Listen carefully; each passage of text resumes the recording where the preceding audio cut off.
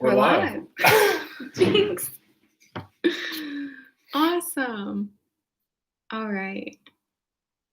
Well, What's up, guys? What's up, everybody? Hi, friends. I'm trying to get comfortable. I'm in a. He's sitting on spot. I'm on a workout bench. Yeah, so it's interesting. That's a good word for it. Mm-hmm. So I used the word, I guess, as an intro before we get into whatever it is we're going to be talking about. I'm kind of improvising here, but the word "interesting" for me can mean a lot of things. I'm sure you've probably caught on to that. I use the word "interesting," and I think something's like illogical, silly. So it's the nice way of saying it's my nice way of saying, like, that's interesting. Yeah. So I feel like this is giving people a lot of insight into me talking to people in public. Yeah.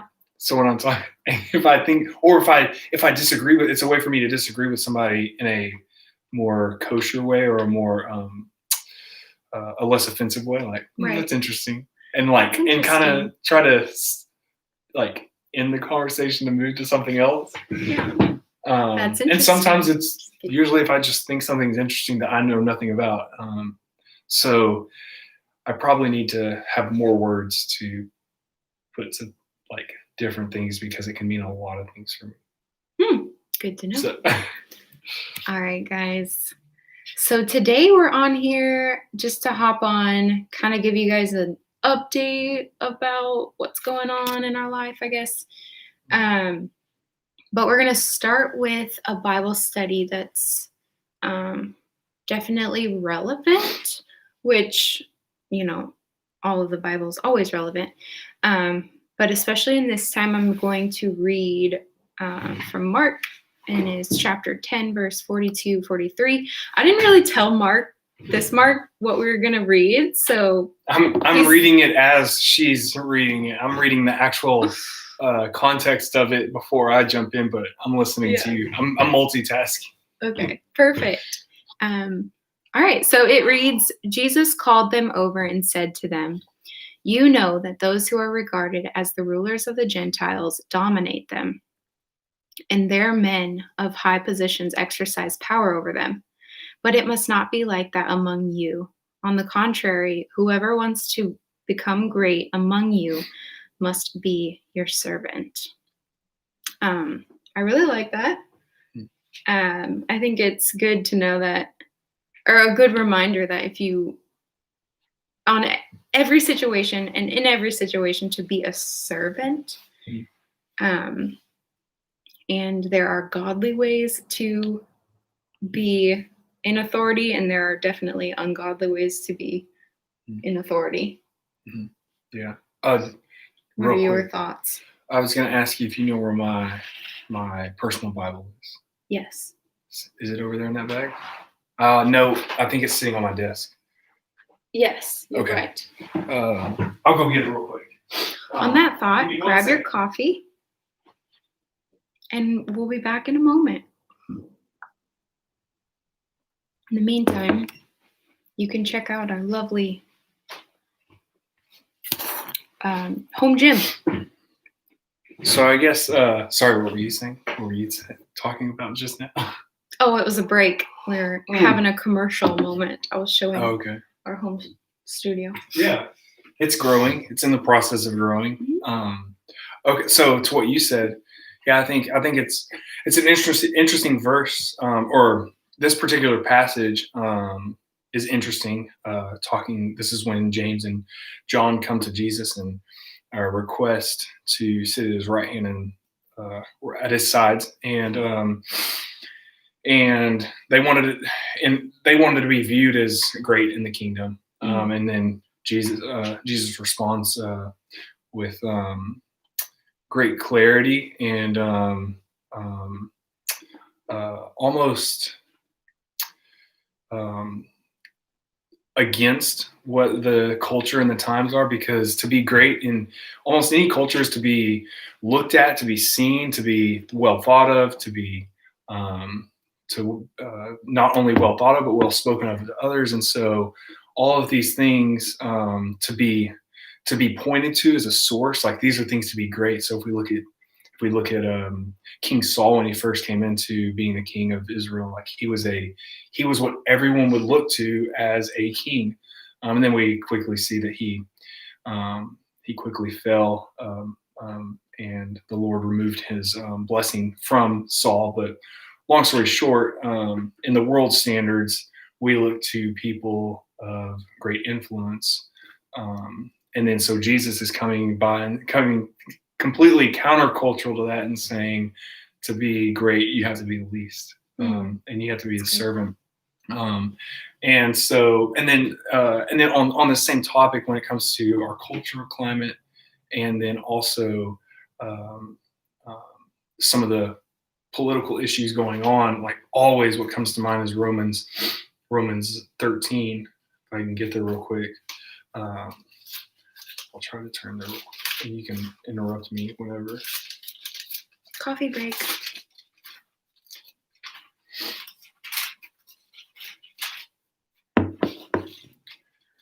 Romans 13. So I'll read the whole first couple of verses. That way, I think this is good for any Christian when thinking about authorities, when thinking about political positions, especially in America, when thinking about your differences with other people, your differences with politicians, whatever it may be. This is a good verse to turn to quickly reorient you and realign you with what God has to say.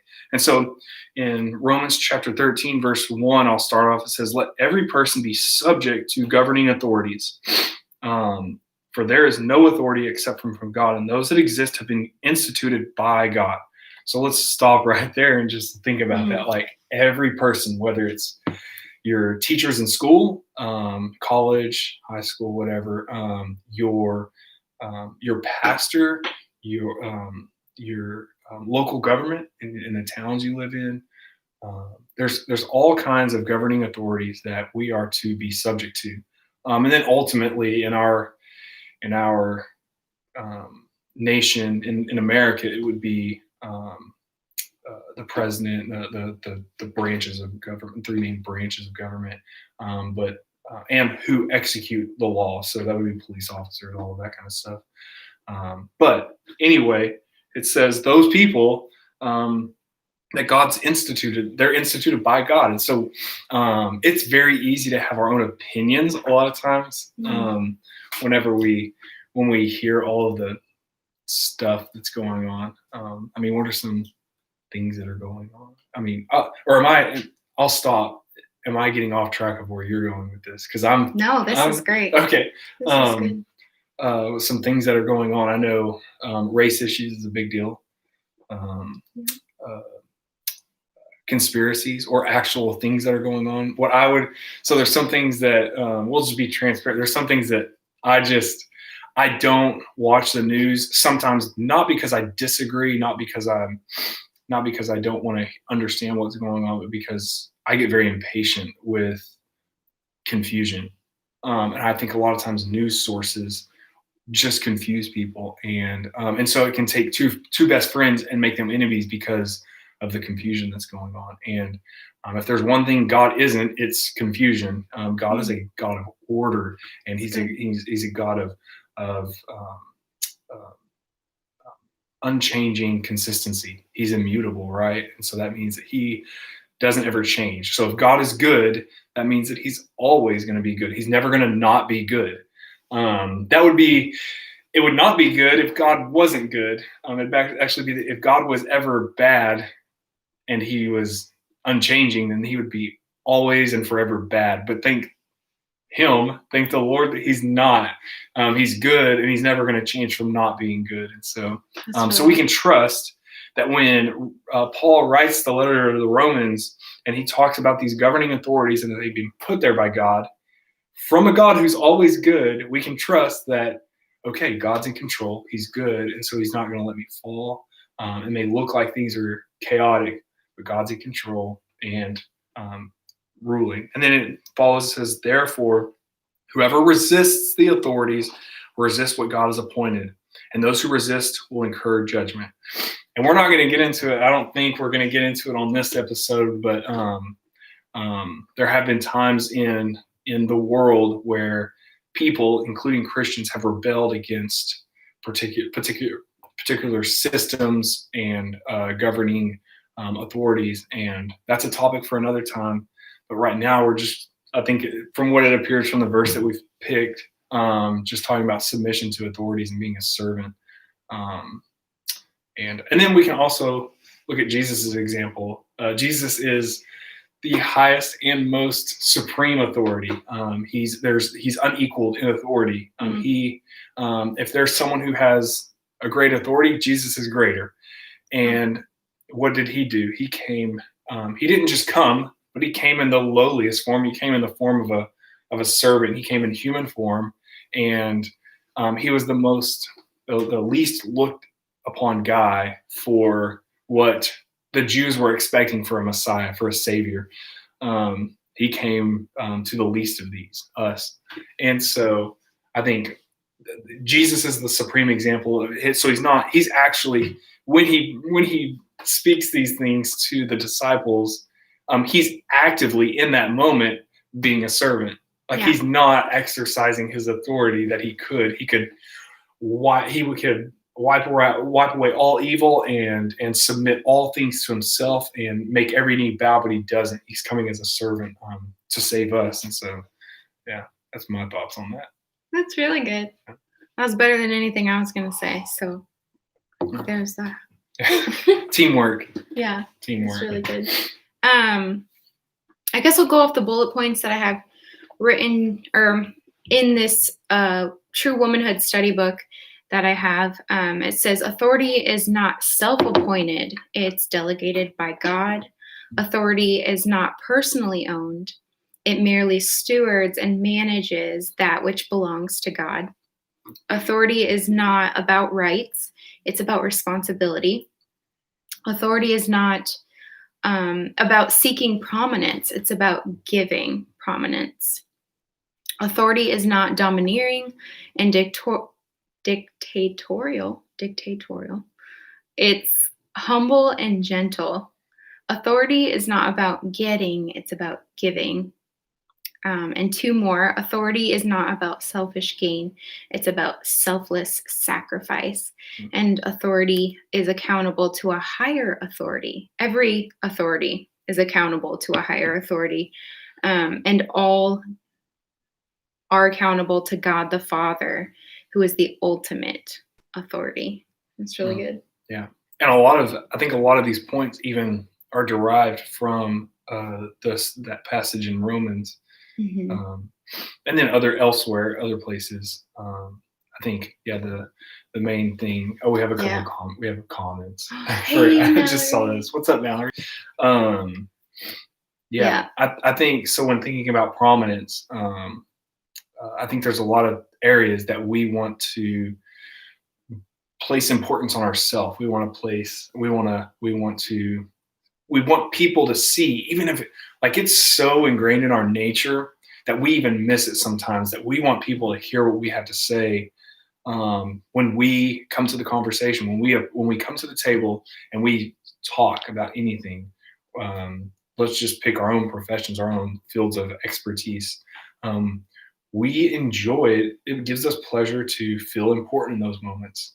But Jesus comes along and says, don't consider yourself important or consider yourself prominent in those areas, but encourage the prominence of others, and namely Christ, that we should point people to him, because in serving others, we're also serving Christ. And so, that word stood out to me whenever you read it. So yeah. That's really good.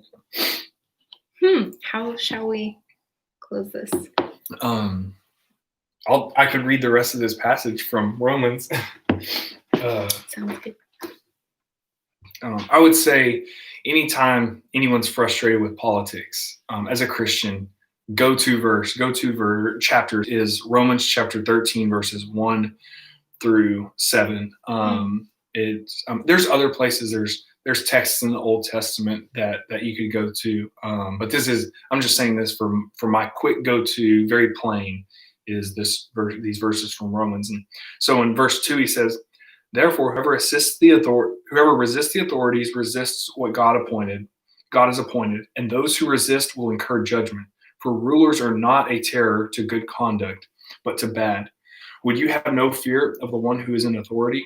Then do what is good, and you will receive his approval, for he is God's servant for your good. But if you do wrong, be afraid, for he does not bear the sword in vain, for he is the servant of God, an avenger who carries out God's wrath on the wrongdoer. Therefore, one must be in subjection, not only to avoid God's wrath, but also for the sake of his conscience. For because of this, you also pay taxes, for the authorities are ministers of God, attending to this very thing. Pay to all what is owed to them, taxes to whom taxes are owed, revenue to whom revenue is owed, respect to whom respect is owed, honor to whom honor is owed. So I think that's just a good verse, because if there's one thing that I think about often, there's the taxes issue. The older I get and the more I look at checks in the mail and at the end of the week, I'm like, and it shows how much taxes is taken out, I'm like, I want to get very hard-hearted toward that, but it's just other ways that we can serve rather than feel like we should be served. So, yeah, that's good. And then I think because it's in this book, there are implications when it comes to the marriage covenant, talking about serving. There's so many ways that we could all do better at serving, I think, in marriage. One of the ways when I was single to work on serving for like future spouse was serving ladies at the church, and then learning what submission was, personally, not because I'm not that I'm a woman or because the Bible's specific on the word like submission for women, but I don't think submission is only for women. That would be foolish if we walked away from the Bible thinking that. There's an emphasis on that in the marriage covenant. But for me, our pastor Chris, our lead teaching pastor Chris, he one time told me, he said, submission is easy for everyone until they have to do something they disagree with. And I've learned that not only in the church, but also in marriage, that it's hard to want to submit when everything in me wants to, like, if, let's say you want to go that way and I want to go this way, like my selfishness rises up and I don't want to be a servant in those moments. I want to like either get my way or pout or something like that. And so in those moments, remembering these verses, not just this, and maybe this particular text in Romans doesn't apply, but there's the Bible's chock full of verses that go against my flesh in those moments, and so trying to remember those and trusting that the Lord will help me grow through it and stuff. So yeah, that's good. Learning to be a servant to all. Yeah, submitting to authority, submitting to husbands and wives. Yeah, that's awesome. Cool. Hopefully, I was a benefit to this. I'll probably talk way more than I should. No, it's great. I don't think Bible study should ever be rushed, so that's good. So we can go ahead and talk a little bit about what's going on in our life while I plug in my laptop so it doesn't die on us. Let's see. It is the first couple weeks of January. You can try it. Okay. We have started the Whole30. Both of us. We have started. Yep. We cannot say for another couple weeks that we have finished, but we have started. Yeah. Well, he's more voluntarily through me because I chose to do Whole30. But it's been great. So what Whole30 is a 30-day reset for your gut health, for your energy. You're getting rid of grains, you're getting rid of legumes, you're getting rid of dairy, any gluten, any added sugars. So it's really good reset for your gut just to have those whole foods for 30 days. And then after that 30 days, you're adding in one food group at a time just to see how your body reacts, how your energy reacts. Obviously, with 30 days not having a specific food group in your diet and then adding it again, your body's going to have some sort of reaction. It's, so you also have to feel out the energy with it. Um, the next couple of days, adding it back in. So keep that in mind too, because obviously after 30 days, your body's probably going to be like, "What is this?" So what you're basically saying is I shouldn't just, if I decide whether tomorrow or at the end of the 30 days to end this, I shouldn't go to eating Kit Kat. well, your body's probably going to react, which would be good to know. How you feel immediately after you have a Kit Kat. If it's like obviously not going to be sustainable energy because it'll spike your insulin and then come back down. But That's how I felt like I've gotten to this point in my life, is just spiking my insulin the whole time, just eating a Kit Kat here and there, yeah, other foods that spike insulin. I don't know enough about food to say, like, I have a bad diet, but thankfully I have a high metabolism. So yeah, um, people are like, "How do you not gain weight?" And I'm like, "I don't know." yeah, So yeah. yeah. What So else is? how do you feel thus far on the diet? I feel good. Yeah. It's a sense of accomplishment going to sleep every night, knowing that I made it through a day Mhm. um,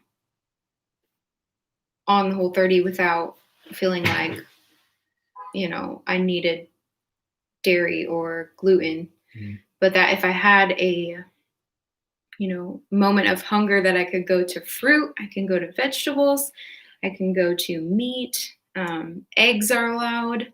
And so those are some of my favorite things. So I think Mhm. that's why it was a lot easier for me to choose Whole30, because it's foods that I like to snack on. So Mhm. it's been sustainable for me. Yeah. But I know you are like, I after, didn't realize how much I like those foods, but with yeah, other stuff. Like eating them relatively plain, um, I'm not used to.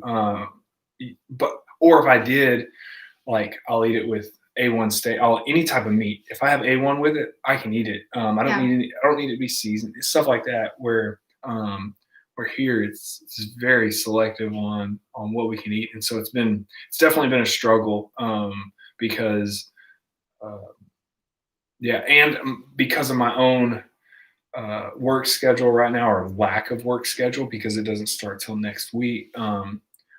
Like sleeping a little bit longer, so missing breakfast several times, that I think throws me off too.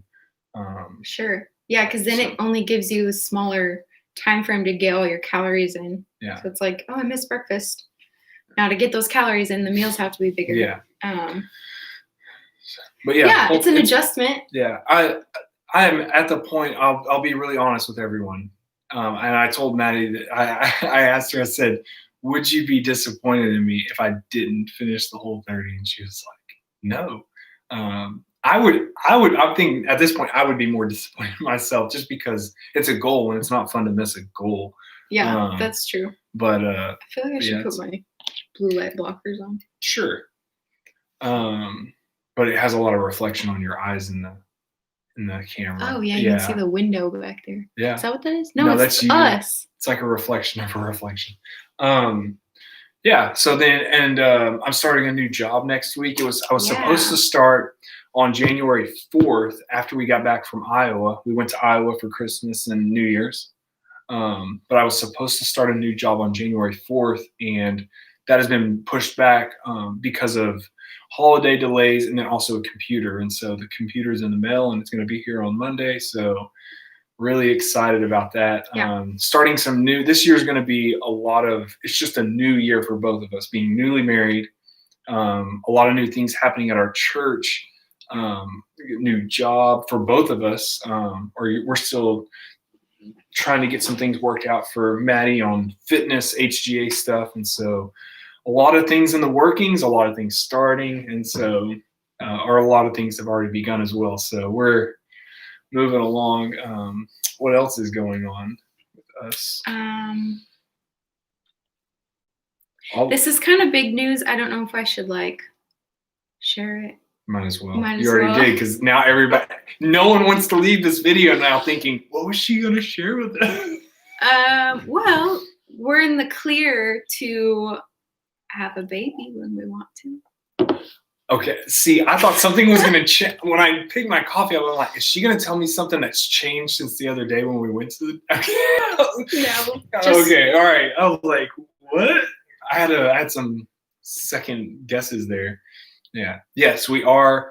Maddie is 100% healthy when it comes to that area of, like, what do you call your womb? I don't know the technical terminology. Yeah, we'll just call it the womb. Yes. We are ready whenever. Yeah. Yeah. So it's at least on in the your Lord's end. timing. On your end, Yes. we have not checked. Lord willing. We have not checked Mhm. anything for me. We're just. This is escalated quickly. But yeah, but if we look at being transparent. other channels on YouTube and stuff, they talk about all kinds of things. So I feel like this is. Yes, we this just is nothing. didn't prepare. We did not even think about talking. I didn't think about talking about this, but anyway. So yeah, we are. And then what else? What else? Oh, we're always in the process of saving for a house. We don't want to be in an Yes. apartment for too long. And we may have to do. It may be healthy for us to do a video on finances and from a Christian perspective and thinking about some of those things. But long story short, we don't want to rent for very long because although there are benefits like not having to keep up a yard and all that, the long-term benefits are it outweighs for getting a house. It outweighs renting, and so we want to step out of this as soon as possible. So we're going to be hardcore savers starting once my job starts. We've been saving purely because of just being transparent, paying bills. But now we'll be able to become super savers. Yeah. Also being transparent. Mark was laid off before. I thought you were going to say Mark's terrible with finances. I'm just being honest. No. So being a couple months into marriage, that was definitely a challenge, I guess. Should I say challenge? It was an obstacle that we needed to learn how to lower our monthly expenses.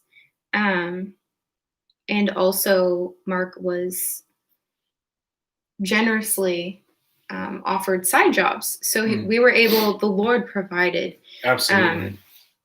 In the months that he didn't have work. And this is, just so everyone knows, this is coming out of a year of dating, engagement, and marriage from a long distance. And so being transparent again, we both, from plane flights to ring to honeymoon, all of that, like that was where like we invested personally a lot of money in those things, along with the blessings and help from other people, not trying to take away from that. So, but long story short, going into this season we were not set up to lose a job. I'll just put it that way. At all. We weren't in a okay spot to just randomly lose the main source of income. In fact, that was the one thing, if anything, we would have changed is that like to have some type of thing set up. But the Lord, like Maddie said, he had people already set up in place for me to be able to do a lot of side work with. But I just wanted to give that backdrop to, because a lot of times I think people may assume like, oh, they weren't in that much of a bind, but it was a bind. It was definitely hard, to say the least. Yeah, it was challenging, but it really set us up for, all right, the next couple months when we do have steady income, now we know we can live off of a smaller income. So hopefully that can benefit in saving for a house, and who knows what else, we'll need that for. I don't know where I'm going with that, but it was just a good learning Well, I opportunity. think because we know we can live on so little and save so much. I think the Lord revealed a lot of things about our hearts in this season. Like I know for me, revealed that like I I blow money really easily from going out to eat. I think I look back on one of my bank statements and I looked at a month or two before we met, and the amount of food that I bought and the amount of money I spent in just 1 month on going out to eat was like I just have to laugh about it because it's worth crying over. But Yeah, I just have to that's we okay. have to kind of pick up and move forward, and we can think of all the negative things that we've done with our finances or whatever, any area of life, but thankful that the Lord showed us that, and we can lean on one another in those moments when it's hard, um, Yeah, and communicating with finance, learning how to communicate about finances. right. Because I'll be really honest, I'm not good at communicating on finances. I just want to be able to not think about money. Because I don't get, I don't, it's easy for me not to worry about like, um, where the bank account's at or anything like that.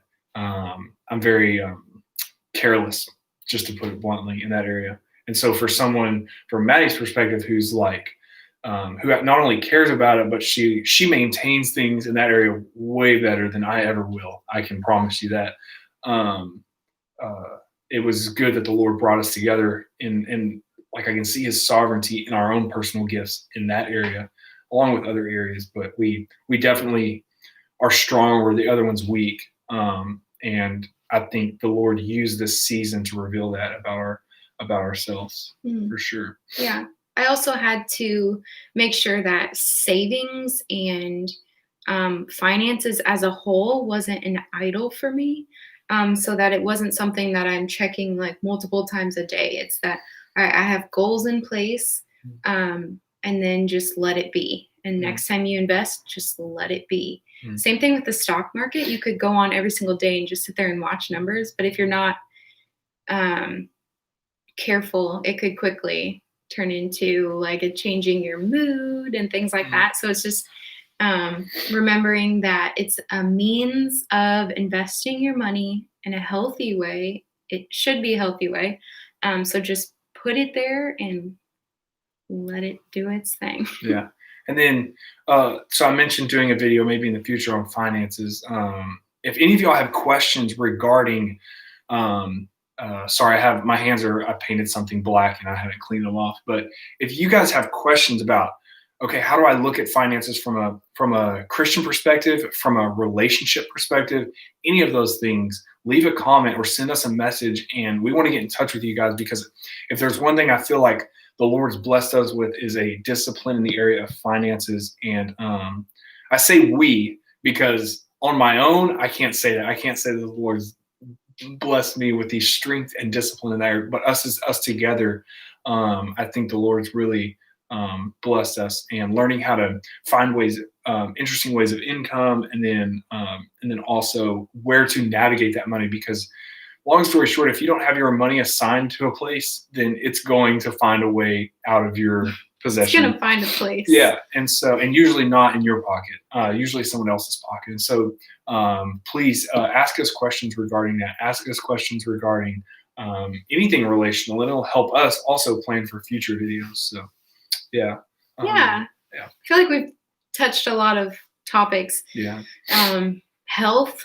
We've touched finances. What was before finance? I can't remember. Know. We were kind of we did when we were up in Iowa visiting Maddie's family. I can say our family, but most closely her immediate family. We had a lot of fun. There was a lot of snow up there. A lot of snow the whole time. What else? Was there anything else interesting about our travels? It was just a good time. It was a good relaxing time up there. Yeah. Yeah, they're getting another snowstorm as we speak. So be safe. Maddie's sister is engaged. My sister is engaged. Yeah. Wow, we're really jumping all over. I know. Congratulations, McKenna. Yeah. That's and Nick. Great. That's actually awesome news. 2021, really exciting things to look forward to. Yeah, for sure. Let's go ahead and touch maybe quickly on what we look forward to in the next couple months, and then we'll hop on another video to update you on our Whole30 for sure adventure. Don't be mad at me if I don't make it to the next video. Still, he needs encouragement. Comment encouragement for Mark. Yeah. So goals for 2021. Yeah. So I guess we mentioned a house. Yeah.